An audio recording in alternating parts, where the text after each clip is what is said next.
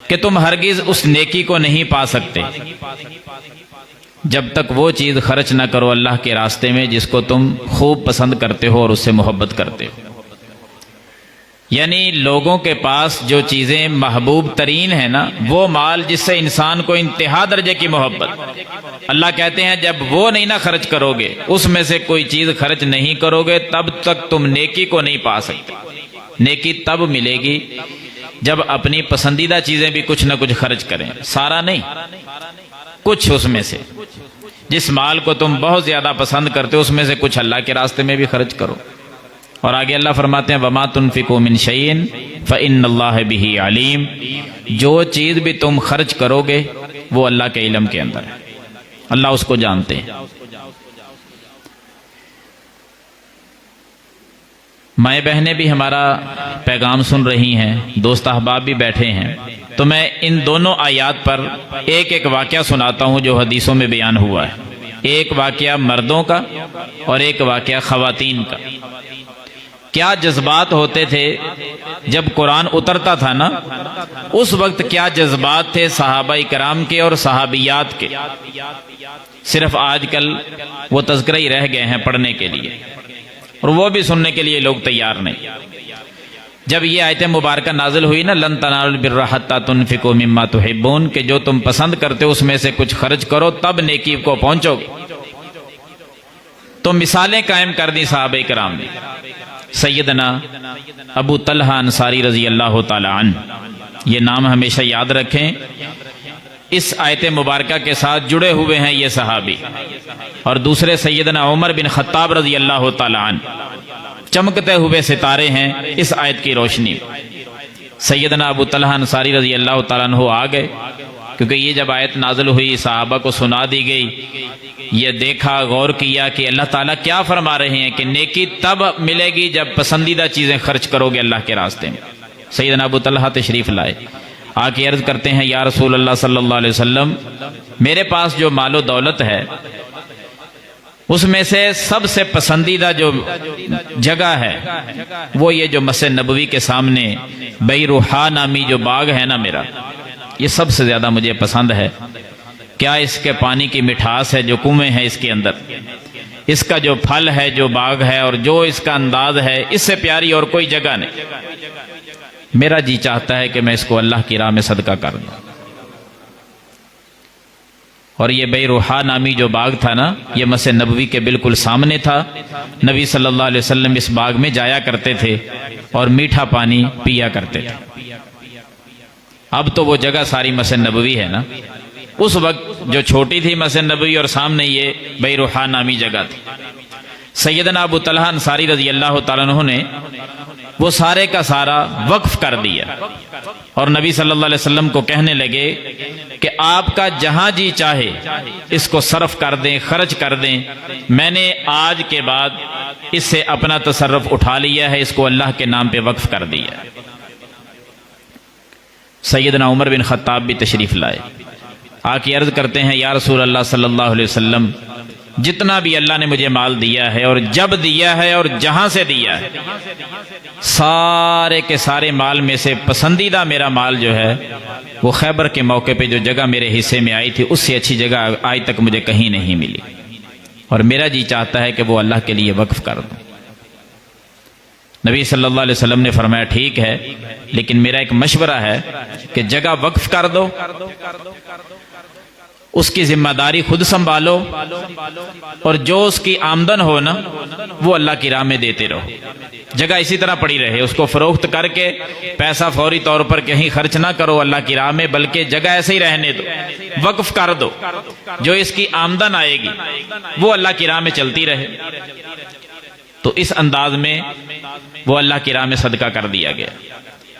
تو یہی آیات اس وقت صحابہ کرام مخاطب تھے اور آج ہم مخاطب ہیں۔ آج نماز میں یہ آیت جب پڑھی گئی تو میں اور آپ ہی مخاطب ہیں کہ اللہ فرما رہے ہیں، کن کو فرما رہے ہیں؟ جو پڑھ رہے ہیں اور جو سن رہے ہیں۔ پوری دنیا میں جہاں جہاں یہ آیت پڑھی جائے گی اور جب پڑھی جائے گی، سننے والے پڑھنے والے مراد ہوں گے کہ لوگوں اپنا پسندیدہ مال اللہ کی راہ میں خرچ کرو تو تب نیکی کو پہنچو۔ تو مجھے اور آپ کو بھی چاہیے کہ جو چیز ہمیں اپنے گھروں میں پسندیدہ چیزیں ہیں نا، اس میں سے اٹھا کر کچھ غریبوں کو دے دیا کرو، کچھ نہ کچھ پسندیدہ مال اللہ کی راہ میں خرچ کریں تاکہ ہم بھی نیکی کو پالیں، ہم بھی نیکی کو پہنچ جائیں، وہ نیکی جو اللہ کہہ رہے ہیں کہ وہ نیکی تب ملے گی جب یہ انداز اپناؤ۔ خواتین، دوسرا واقعہ جس کا تعلق عورتوں کے ساتھ ہے۔ نبی صلی اللہ علیہ وسلم، جیسے میں نے کل آپ کو بتلایا تھا کہ خواتین کو درس ہوتا کہ صدقہ کرو، پھر عورتیں صدقہ کرنے کا جو انداز تھا وہ اپنے زیورات اتار کر پھینک دیتی۔ نبی صلی اللہ علیہ وسلم نے عید کے موقع پر درس دیا اور خواتین کو صدقہ کرنے کی تلقین کی۔ سیدنا عبداللہ بن مسعود رضی اللہ تعالیٰ عنہ کی زوجہ محترمہ سیدہ زینب رضی اللہ تعالیٰ عنہ وہ اٹھیں اور ان کے زیورات گھر پڑے ہوئے تھے، اس ارادے سے گئیں کہ وہ میں اپنا ذاتی جو میرا زیور ہے، کیونکہ کچھ مال ایسا ہوتا ہے جو والدین کی طرف سے عورتوں کو ملتا ہے، وہ ان کا ذاتی مال ہے، اور کچھ مال ایسا ہوتا ہے جو شوہر کی طرف سے ملتا ہے۔ عورت کا ذاتی جو مال ہے وہ اپنی مرضی سے اگر خرچ کرنا چاہے تو کر سکتی ہے، یہ شریعت کا مسئلہ ہے۔ اپنے شوہر کے ساتھ اگر مشورہ کر لے تو اچھی بات ہے، پیار محبت میں مزید اضافہ ہوگا، لیکن وہ اپنے مال کو اللہ کی راہ میں خرچ کرنا، تصرف کرنے میں خود مختار ہے، یہ اس کا ذاتی مال تھا۔ سیدہ زینب گئیں، جا کر وہ زیورات اٹھائے اور جانے لگی نبی صلی اللہ علیہ وسلم کے پاس کہ میں وہاں دے کر آتی ہوں۔ اتنے میں عبداللہ بن مسعود نے دیکھا کہ زینب گھر آئی ہیں اور زیورات اٹھا کے پھر جا رہی ہیں۔ سیدنا عبداللہ بن مسعود رضی اللہ تعالیٰ نے پوچھا کہ زینب کہاں جا رہی ہو، کس لیے جا رہی ہو؟ تو زینب رضی اللہ عنہا بتلانے لگی کہ نبی صلی اللہ علیہ وسلم نے صدقے کی تلقین کی ہے، تو میں اپنے یہ زیورات بطور صدقہ نبی صلی اللہ علیہ وسلم کے حوالے کرنے جا رہی ہوں۔ عبداللہ بن مسعود تھوڑے سے خاموش بھی ہوئے اور غربت کی بھی انتہا تھی، غریب تھے عبداللہ بن مسعود رضی اللہ تعالیٰ عنہ، اپنا مال نہیں تھا، بیوی کا اپنا زیور تھا، وہ صدقہ کرنے جا رہی ہے، گھر میں چیز کوئی نہیں، اور پھر اپنے گھر میں نا کچھ یتیم بچے بھی رکھے ہوئے تھے، ان کو بھی پال رہے تھے، مال اپنے پاس بھی نہیں، یتیم بھی پلتے ہیں گھر کے اندر، اور بیوی کا جو مال ہے وہ زیورات پہلے کبھی تذکرہ نہیں کیا تو آج صدقہ ہو رہا ہے، نبی صلی اللہ علیہ وسلم کے پاس لے کے جا رہی۔ تو عبداللہ بن مسعود رضی اللہ تعالیٰ کہنے لگے، اے زینب اگر یہ صدقہ میرے اوپر ہی کر دے۔ شوہر نے اپنی بیوی کو کیا کہا کہ یہ صدقہ تو مجھے ہی دے دے، میں بھی غریب ہوں، یتیم بچے ہمارے گھر کے اندر ہے، تو مجھے صدقہ دے دو۔ تو سیدہ زینب کہنے لگی کہ نبی صلی اللہ علیہ وسلم سے پہلے یہ مسئلہ تو پوچھ لیں کہ میں آپ کو صدقہ دے سکتی ہوں، کہ بیوی اپنے شوہر کو صدقہ دے سکتی ہے، جائز ہے۔ تو سیدنا عبداللہ بن مسعود فرماتے ہیں کہ یہ مسئلہ میں پوچھنے کے لیے نہیں جا سکتا کہ نبی صلی اللہ علیہ وسلم سے یہ جا کر پوچھوں کہ کیا کوئی عورت اپنے شوہر کو صدقہ دے سکتی ہے۔ زینب ایسا کرو، تم جاؤ اور نبی صلی اللہ علیہ وسلم سے یہ مسئلہ پوچھ کر آؤ، مجھے جانا اچھا نہیں لگتا، غربت ہی نہ کہ میں جا کر سوال کروں اس بات کا، نہیں، جس نے صدقہ کرنا ہے وہ پوچھے جا کر۔ زینب تو جا اور پوچھ کر آ۔ سیدہ زینب چل پڑی نبی صلی اللہ علیہ وسلم سے مسئلہ پوچھنے کے لیے، دروازے پہ پہنچی۔ عجیب اتفاق ہوا کہ نبی صلی اللہ علیہ وسلم کے دروازے پہ جب گئی نا تو وہاں ایک اور عورت بھی بیٹھی ہے، ایک اور خاتون وہاں بیٹھی ہوئی ہے، اور وہ بھی اتفاق سے اسی مسئلے کو پوچھنے کے لیے آئی ہے کہ بیوی اپنے شوہر کو صدقہ دے سکتی ہے کہ نہیں۔ باہر بیٹھی ہے، ابھی انتظار ہے کہ نبی صلی اللہ علیہ وسلم باہر نکلیں، ہم مسئلہ پوچھ لیں، یا کوئی شخص گزرے ہم اس کو کہیں گے وہ مسئلہ پوچھ لے۔ اور عجیب اتفاق یہ ہوا کہ اس عورت کا نام بھی زینب نکلا، یہ بھی زینب وہ بھی زینب، جو مسئلہ یہ پوچھنے گئی وہ بھی وہی پوچھنے گئی، جس دروازے پہ وہ بیٹھی ہے اسی دروازے پہ یہ پہنچی ہے، دروازہ بھی ایک، نام بھی ایک، اور کام بھی ایک، دونوں بیٹھی ہیں۔ اب سیدنا بلال رضی اللہ تعالیٰ گھر سے نکلے نبی صلی اللہ علیہ وسلم کے گھر سے، تو سیدہ زینب کہنے لگی کہ بلال ہمارا ایک مسئلہ تو پوچھ کر آئیں۔ کیا مسئلہ ہے؟ بتلایا کہ کیا یہ پوچھنا ہے کہ کیا کوئی عورت اپنے شوہر کو صدقہ دے سکتی ہے، لیکن بلال ہمارا نام نہ بتلانا کہ کون ہے باہر پوچھنے والی، بس مسئلہ ویسے پوچھ لو کہ کوئی عورت پوچھ رہی ہے۔ یہ صحابیات اور صحابہ کرام کی نا ایک صفت ہوتی تھی، اپنے آپ کو چھپاتے تھے کہ کوئی عیب، کوئی معمولی بات، کوئی نیکی ظاہر نہ ہو۔ اے بلال ہمارا نام ذکر نہ کرنا، ویسے پوچھ لینا کہ کوئی عورت اپنے شوہر کو صدقہ دے سکتی ہے؟ بلال چلے گئے اندر پوچھنے کے لیے، یا رسول اللہ صلی اللہ علیہ وسلم باہر عورتیں ہیں، وہ مسئلہ پوچھ رہی ہیں، تو مسئلہ تو بتلا دیں۔ آپ نے فرمایا کون ہے باہر عورتیں؟ آپ نے بھی پہلے مسئلہ بتانے سے پہلے یہ پوچھا کہ باہر عورتیں ہیں کون؟ اب بلال نے انکار تو نہیں کرنا تھا۔ بلال کہنے لگے یا رسول اللہ صلی اللہ علیہ وسلم زینب نامی دونوں عورتیں ہیں، دونوں کا نام زینب ہے، وہ مسئلہ پوچھ رہی ہیں۔ نبی علیہ السلام نے پھر پوچھا بلال ایو زینب، کون سی زینبیں آئی ہیں؟ مدینے میں تو بہت ساری عورتوں کے نام زینب ہیں، جو باہر آئی ہیں ان کی وضاحت کرو کون ہے؟ نبی صلی اللہ علیہ وسلم کو عالم الغیب کہنے والے بھی اپنی اصلاح کر لیں کہ دروازے پہ بیٹھی ہوئی دو عورتوں کے نام بھی پتہ چل گیا، لیکن تب بھی نہیں نبی علیہ السلام کو پتہ چل رہا کہ وہ کون سی زینبیں۔ تو عالم الغیب اللہ کی صفت ہے، کسی اور کی نہیں۔ آپ نے پوچھا کون؟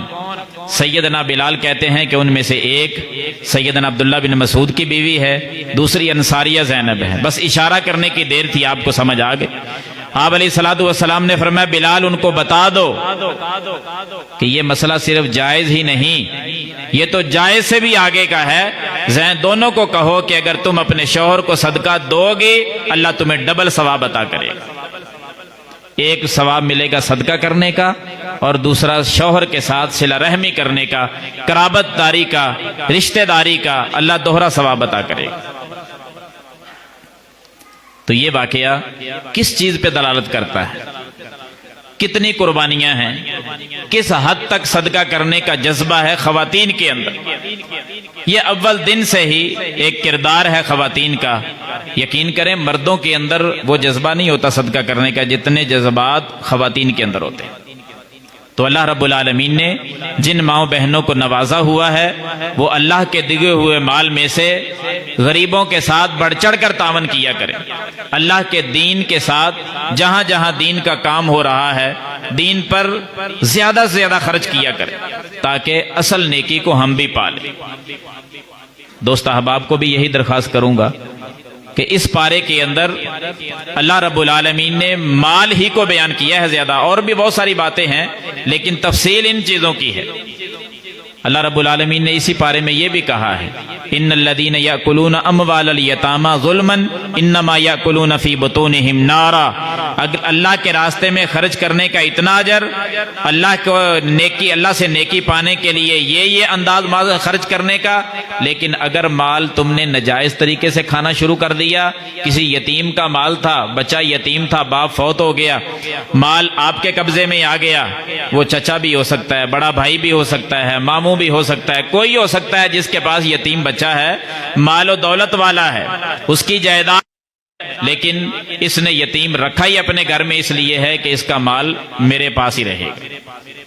یتیم بچیاں ہیں، ان کے شادی اور نکاح کے معاملات ہیں، لوگ بڑی بڑی زیادتیاں کر جاتے ہیں مال کی وجہ سے۔ اگر اس بچی کی جائیداد ہے تو رشتہ اپنے ہی گھر میں رکھ لیں گے، نہیں پوچھیں گے اس بچی سے ارادہ ہے بھی کہ نہیں۔ اگر وہ مالدار نہیں تو بچی سے پوچھا ہی نہیں جائے گا۔ حق بنتا تھا کہ اپنے گھر میں اس کا نکاح کر لیتے، اپنے بیٹے کے ساتھ اس کا نکاح ہو جاتا، وہ بچی آپ کے گھر میں رہتی، لیکن مالدار نہیں، ایسی جگہ پہ نکاح کر دیا جہاں وہ پسند ہی نہیں کرتی۔ یہ زیادتیاں ہمارے معاشرے کے اندر موجود ہیں، مال کو پسند کرتے ہیں لوگ، صرف مال، لیکن یہ سارے طریقے ناجائز ہیں۔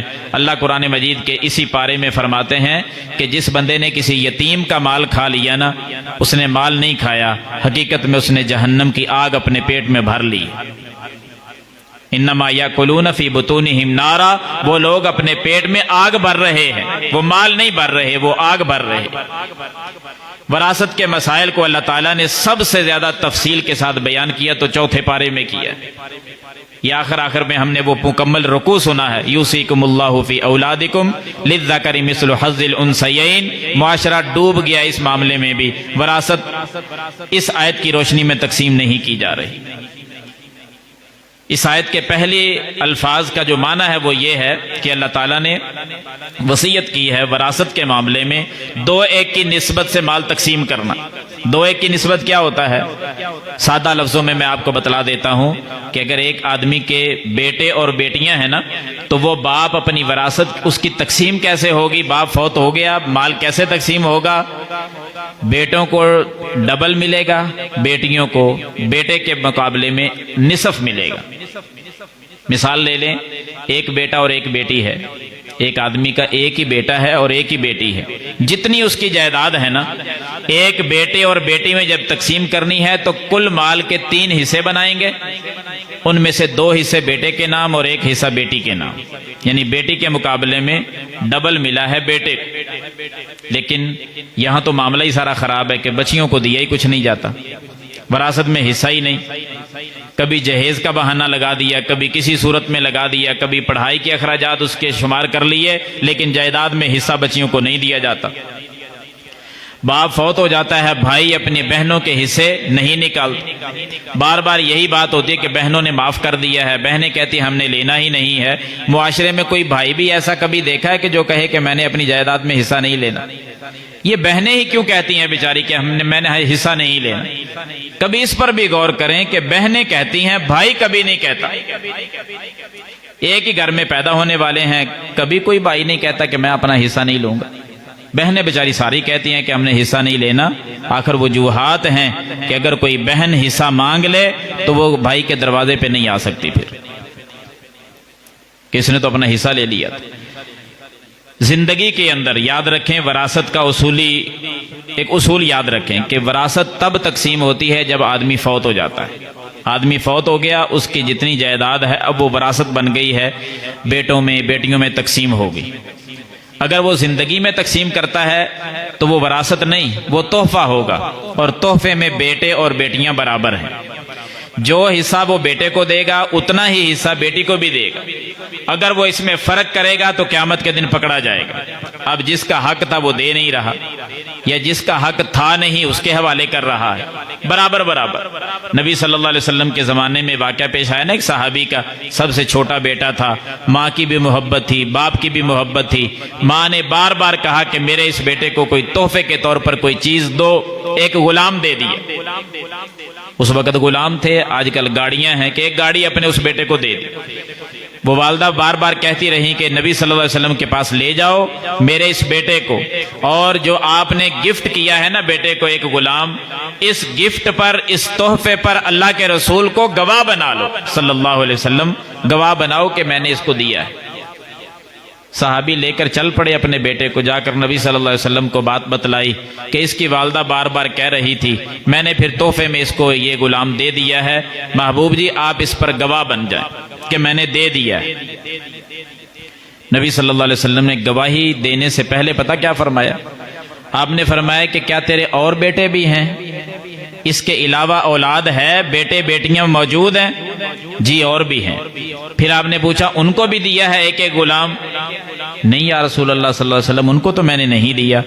آپ نے فرمایا کہ پھر محمد صلی اللہ علیہ وسلم اس ظلم پر گواہ نہیں بنے گا کہ باقیوں کو تو نے دیا نہیں، ایک کو دے دیا ہے، میں اس ظلم پر گواہ بن جاؤں؟ ایسے ظلم پر محمد گواہ کبھی بھی نہیں بنے گا صلی اللہ علیہ وسلم۔ پھر آپ نے ایک اور حدیث میں فرمایا کہ جو بندہ یہ پسند کرتا ہے کہ اس کے سارے بیٹے اس کے ساتھ اچھا سلوک کریں، ساری بیٹیاں اچھا سلوک کریں، تو وہ پھر ان کے اندر برابری کرے۔ والدین کا بھی حق ہے نا برابری کرنے کا، اور اگر والدین کی طرف سے کمی تو والدین پکڑے جائیں گے، اور اگر اولاد کی طرف سے کمی ہے تو پھر اولاد دنیا میں ہی پکڑی جائے گی، آخرت تو بہت دور کی بات ہے، دنیا میں ہی ان کی پکڑ ہوگی اگر اولاد والدین کے ساتھ زیادتی کرتی ہے۔ اس انداز میں سارے پارے کے اندر مال و دولت کی باتیں اللہ رب العالمین نے ذکر کی ہیں کہ اللہ کی راہ میں کیسے خرچ کرنا ہے۔ یہ بات بھی بیان ہوئی نا اسی پارے کے اندر کہ لقد سمع اللہ قول اللتی، لقد سمع اللہ قول الذین، کہ اللہ رب العالمین نے ان لوگوں کی بات سن لی، ان لوگوں کی بات سن لی جنہوں نے یہ بات کہی کہ ان اللہ فقیر کہ اللہ فقیر ہے، وَنَحْنُ أَغْنِيَاء، ہم غنی ہیں۔ اللہ کہتے ہیں سن لی اللہ نے ان کی بات جنہوں نے میرے متعلق کہا کہ اللہ فقیر ہو گیا ہے، ہم غنی ہیں، اور رب کہتا میں سن رہا ہوں تمہاری یہ بات۔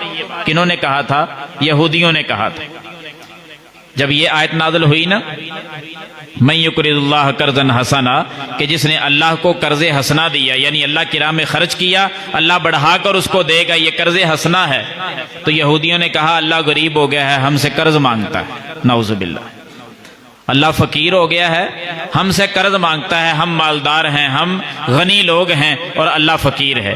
اللہ نے ان کے رد میں یہ بات کہی کہ اللہ نے سن لی ہے ان کی بات، جنہوں نے اللہ کو ہی فقیر کہہ دیا اور اپنے آپ کو غنی کہہ دیا۔ ہم نے لکھ لی ہے یہ بات، اور ایک ایک لفظ کا حساب دینا پڑے گا۔ مال کے متعلق جملہ بولیں تو تب سوچ کر، مال خرچ کریں تو تب سمجھ کر سوچ کر، کما کر لائیں تو پوری غور و فکر کرنے کے بعد، جس کا حق ہے اس کے حوالے کریں، کہیں کسی کا حق چھین کر نہ لائیں، وگرنہ یہ ایک ایک لقمہ جہنم کی آگ کے انگارے ہیں جو ہم پیٹ کے اندر بھر رہے۔ تبھی اللہ تعالیٰ نے اسی پارے میں یہ بات بھی کہی نا کہ کل نفس ذائقۃ الموت، لوگوں یاد رکھنا موت کا ذائقہ چکھنا ہے ایک دن۔ وَإِنَّمَا تُوَفَّوْنَ أُجُورَكُمْ يَوْمَ الْقِيَامَةِ، قیامت کے دن فیصلے بھی عدل پہ ہونے ہیں، ترازو عدل کے لگے ہوئے ہوں گے، نا انصافی نہیں ہوگی۔ فَمَنْ زُحْزِحَ عَنِ النَّارِ وَأُدْخِلَ الْجَنَّةَ فَقَدْ فَازَ، اس دن جو جہنم سے بچا لیا گیا اور جنت میں داخل کر دیا گیا وہ بندہ کامیاب ہے۔ تو آئیں پھر غور کریں کہ ہم کامیاب ہو سکتے ہیں یا نہیں۔ تو جتنی باتیں میں نے مال کے حوالے سے ذکر کی ہیں، اگر ان میں ہم اپنی اصلاح کر لیں تو یقیناً ہم قیامت کے دن کامیاب ہو سکتے ہیں۔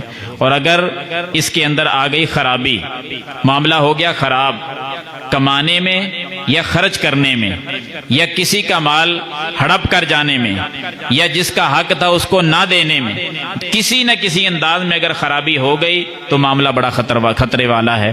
اللہ رب العالمین ہمیں سمجھنے کی اور قرآن و حدیث کے مطابق عمل کرنے کی توفیق عطا فرمائے، آمین ثم آمین۔